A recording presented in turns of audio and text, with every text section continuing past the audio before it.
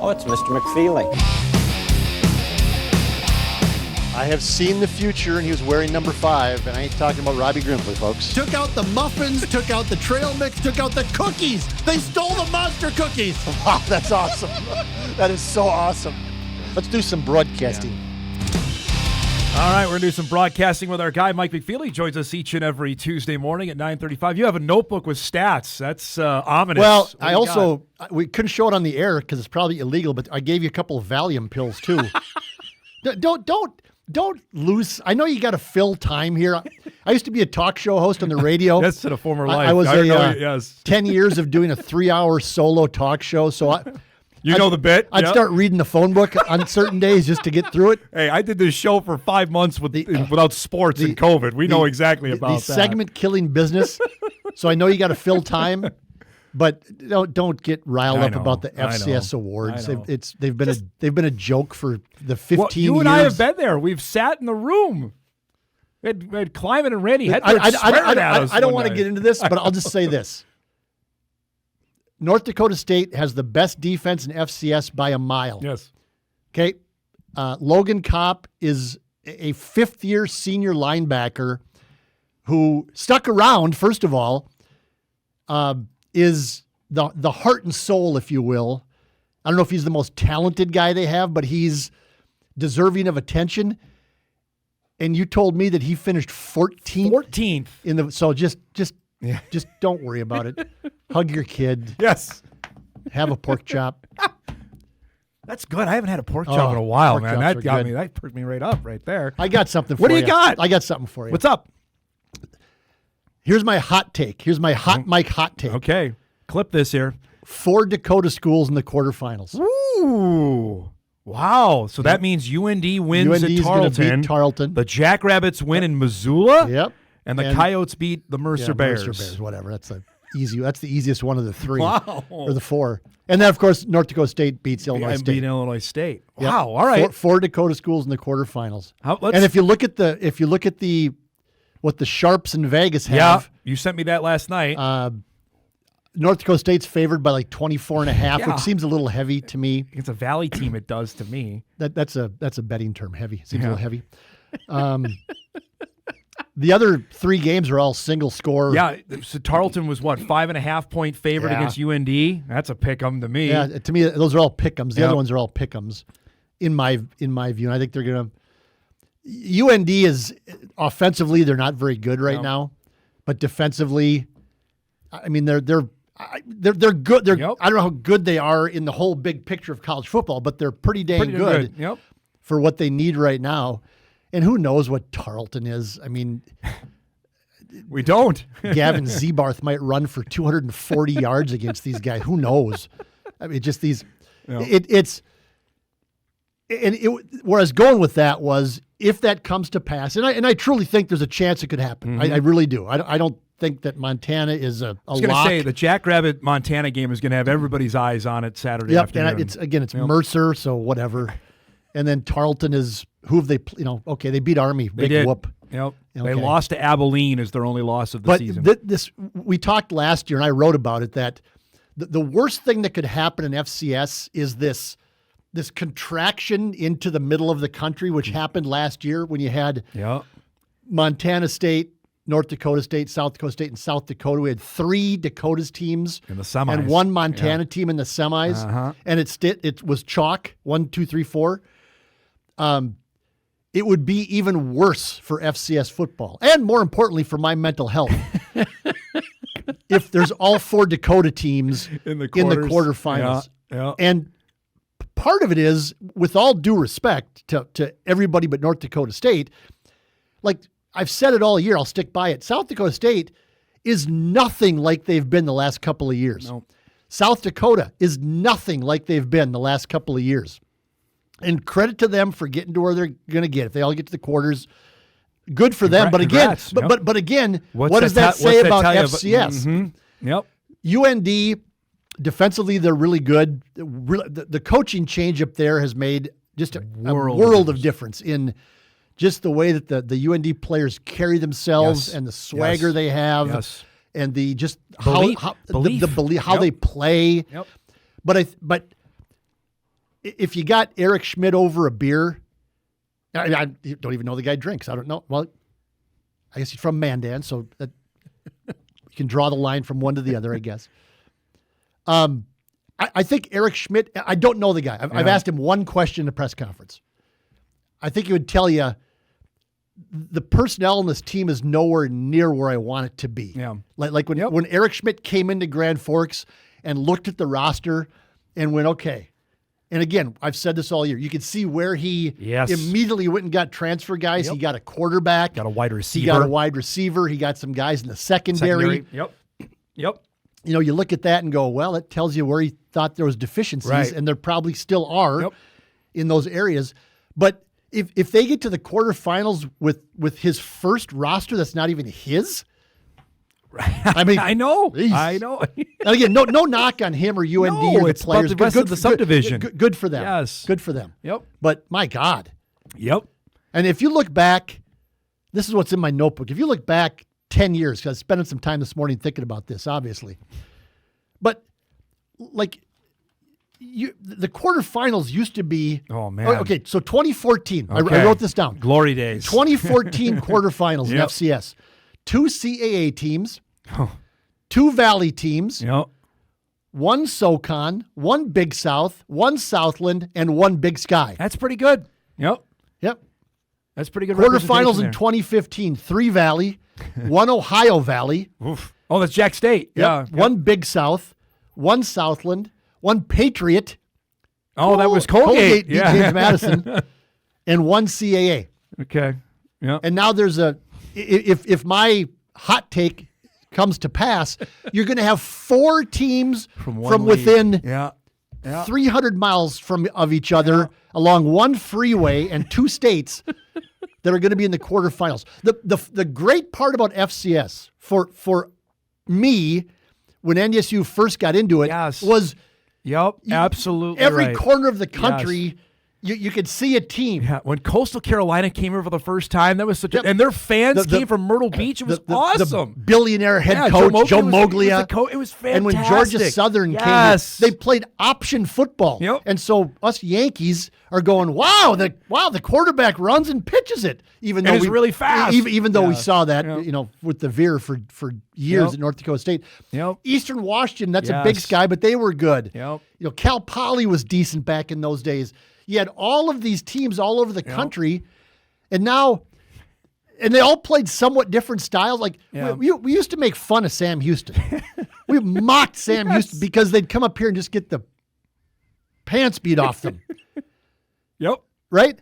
Every time. Sam Houston was good. I mean, you look at what Sam Houston did in the playoffs out of the Southland Conference. Every year they won 3 games. They went, I mean, they a couple of times I think they got to the finals as an unseeded team. Yep, they went the long way. Did you watch the Southeast Louisiana Illinois State game? It looked like yes, I did. Unfortunately, my wife yelled at me when she got home from work on that Saturday because my eyes had bled all over the carpet from watching that garbage. I mean, UND didn't even play well against Tennessee Tech. And they won by 25. And they won by 25 points. Tennessee Tech looked like an NSIC. I'll take Mankato State over Tennessee Tech. And the Dragons Tennessee Tech would fight to beat Indiana State and Murray State to stay out of the last 2 spots in the Valley. Oh, yeah. Tennessee Tech and Northern Iowa are, I take Northern Iowa just because of the physicality. And they're not even that physical. No, not anymore. Not anymore. So, there you go. All right. All 4 Dakota teams.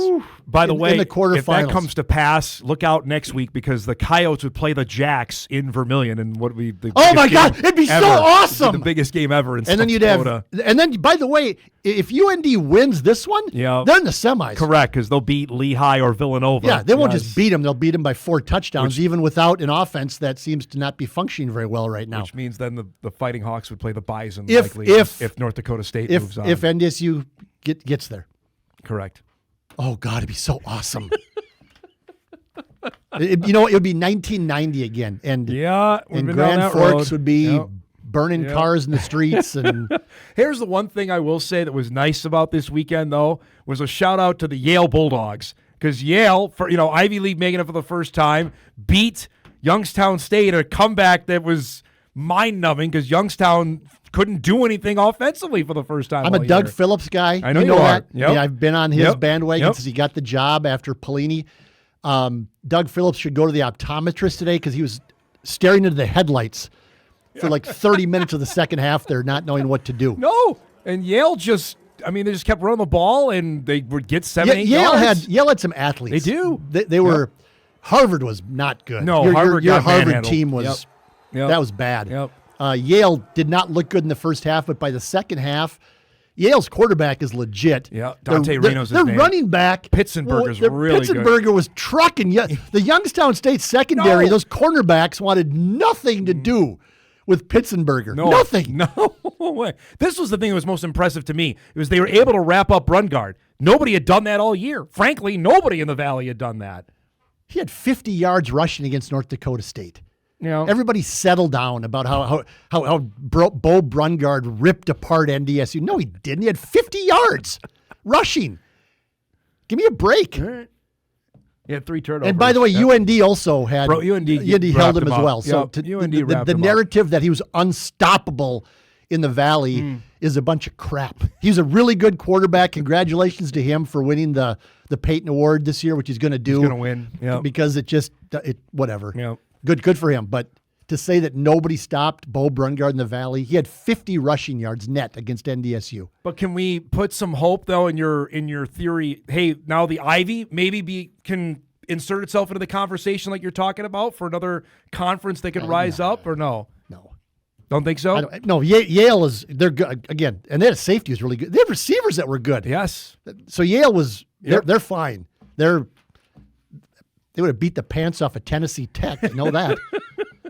Good Lord. And Southeast Louisiana, what are you doing? I don't know what I'm watching those games I know. what are you doing? I don't. I mean, I don't understand it either. how bad is the Ohio Valley that Tennessee Tech? Well, we saw two of the teams. They rolled through that league like it was nothing. We saw SEMO. They weren't very good. No, they're terrible. Tennessee State we saw. Jax they were Leatherwood's bad. in the portal, by the way. The great name for the kid from SEMO. Fantastic. Yes. 6'7" quarterback. Yeah, Yes. he was fine. Yep. I mean, but they were bad. Yes. And Tennessee State was awful. atrocious. Yes. Correct. There's the answer to the question of how bad the Ohio Valley was this year. All right, let's break. We got a couple emails coming in. We'll get to them and much more with Mike McFeely as we roll out on a Tuesday morning edition of Hot Mike. We're back after this.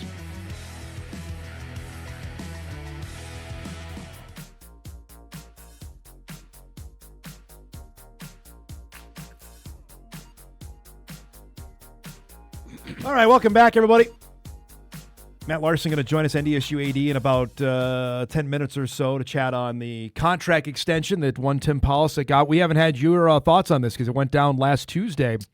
Oh, yeah. When it went down. I What do you make of it? I guess surprised a little. I didn't expect that. I guess with all the buzz going that he, interviewed with Oregon State and all these different things.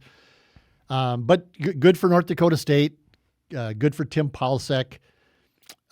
Odd, a little bit odd that an FCS coach would take an extension and to pass up. There's some other really good FBS jobs out there right now. Yep. I'm looking to the one in Harrisonburg, Chase Virginia. Madison just opened up. Woo, that's a really good group of 5 job. Yep. Really good We're group going of to 5 be in job. the college football playoff. Potentially. They'll make it, right? Potentially. Come on. Put them in. I hope so. Yeah. They're as arrogant as the day is long in Harrison. James Madison is more arrogant than NDSU is, I would agree with that. which is like, wow, that's a bar to wow. That's a high bar. Yep. But that job's now open. There's a few others. The Memphis job is open. That's a really That's good a one. good job as well. And the Yep. American, that's where you've seen it, Mike, where the American has now been the feeding ground to the SEC or Big Ten jobs we've seen over the last, 3 days. Yeah, yep. And so it's those. There's a lot of good jobs out there, and so for NDSU to lock up Tim Polisek for at least another year. I mean, it's a 7-year contract, but what does that mean? It means nothing. Yes, correct. But they'll at least have him for another year, maybe, hopefully 2. I look at what he said to me when he was here, and I asked him about the FBS stuff, and he didn't deny it, but he said he didn't want to be on the opposite sideline of a Bison that was an team. interesting quote. What'd you make of that? I sat up when I heard that. Yeah. I was watching at my house, and I kind of went, that's an interesting way to answer that question. Yeah. But that might just be Tim being Tim. Yeah. I mean, I don't know. You're hearing the same rumors I am, and about some specific things going on that I haven't heard before. Correct. But until it happens, you're not going to get your hopes up. Not even close. Don't want to get yourself crushed. I don't want to get myself crushed. But I'm interested in the language of the buyout, how much that is, and knowing what that would constitute there. But what does that mean? I guess these schools are buying out these guys for $50 million. Those are the high ones. Correct. But you think if as an example, I'm not saying, but if James Madison opened in 2 more years or something, and they said, you know what, boy, we got to get this guy from North Dakota State. I mean, do you think James Madison's not going to come up with a couple $1 million or whatever the buyout would be for Tim Polasek? You're right. We got Illinois State on the docket for the Bison. Yeah, we're not talking about that at all, are we? FCS playoffs, round 2 with them. That was a 4-quarter game going in normal. It was 18-16 Bison going to the 4th quarter in that game, and then the Bison scored 15 points in the final stanza to pull away and win. What do we make of – you watched the game, unfortunately, with Southeast Louisiana. What do we make of round 2 with these guys? Illinois State, to me, looked a little banged up. Offensively, they didn't look like they really had any line is banged up right now. Any rhythm going. I don't know how good Southeast Louisiana is. I mean, whatever. And the fact that it was like 14-3, I think, into the 4th quarter. And Illinois State has struggled offensively the last couple of weeks. I know they put up 35 on South Dakota State, but they had a pick 6 and they had a short field and a fumble. And that was just a disaster for South Dakota State. What happened against SIU? I can't figure out the finale where they had a chance to seed. I watched Brock Spack's press conference prior to the Southeast Louisiana game, right? And he would not even talk about it. Like he said I don't know how many reporters are there that covers, but he just said, "I'm not talking about the last game." No kidding. And then one of the reporters kind of chuckled and went, "Oh," and he goes, "No, I'm not talking about the last game." Wow, they lost by 30. 37-7. I mean. DJ Williams went crazy in that game. Yeah, yep. A lot of middle. That's what the ESPN Plus guys calling the Southeast Louisiana game kept going. Why don't they have this low guy, the running quarterback, run quarterback draws? Because the guy from Southern Illinois ripped him apart for 4 quarters, and they're trying to throw the guy. Yeah. I don't know what. As you texted me, I guess, is Southeast Louisiana practiced offensive football at all? Have they practiced for this game? I don't know. Did they watch film? Did they? But that's part of that. Just the physical difference in playing. Correct. In the Missouri Valley. Incarnate Word or whomever. Yep. I mean, those teams are terrible. Lamar. Yep. And so they Nichols. I think they get out there against these teams and they get punched in the mouth by a 300-pound offensive lineman or a 290-pound defensive tackle, and they go, "Ooh, we're not playing backyard pickup ball anymore." No. Much like Tennessee Tech. Our guy Kiko Vesperis was did not play well. You know, I'm not Randy Hedberg, and I didn't ask. Great quarterback mind, but you know I don't think when you drop back to pass that you're supposed to hold the ball like a suitcase down by your hip. And I thought the kid from Tennessee Tech, every time you would drop, he got strip sacked 3 times. He would drop back to pass and hold the ball down here. Yes. And it's like, what are you doing? I mean, I've seen some pretty good FCS quarterback play the last 15 years, and I always seem to see the guys here. Yeah, right. And in Brookings high, and in Grand Forks, they're all holding the ball, and even Aiden Bauman on this side is holding the ball up here. I don't think you're supposed to like you're walking across the street carrying your briefcase to work. I don't think that's the way. Not ideal. Not ideal. No. Great stuff as always, man. Thanks for coming by. We'll see you later today at Polassek's press conference, right? You got it. That's at 1:30. You'll see it live on WDAY+. We'll break. We'll start hour 2. Matt Larson will join us, NDSU athletic director, about how the deal came together. Chat about a couple other topics as well. We'll see if we can break him on FBS. I'm sure he'll break it today on FBS football. Oh yes, Dom. On the show, I'll give it to you, Dom. There we go. And not Pete Thamel or Bruce Feldman. I'll just give it to you. Why not? The company that actually pays North Dakota State to broadcast the games. There it is. When we come back.